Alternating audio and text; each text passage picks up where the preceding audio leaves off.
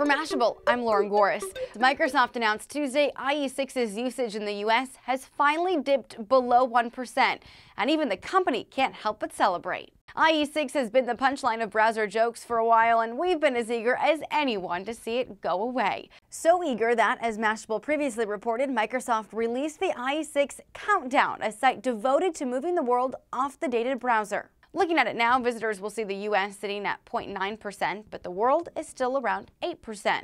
To which Microsoft says they are the 8%. It's time for them to move to a modern browser. They suggest IE8 or IE9, of course. But if those users follow the trend, they might be downloading Chrome. StatCounter reports Google's browser is gaining on IE's 39% market share, coming at 27% for 2011. For Mashable, I'm Lauren Goris.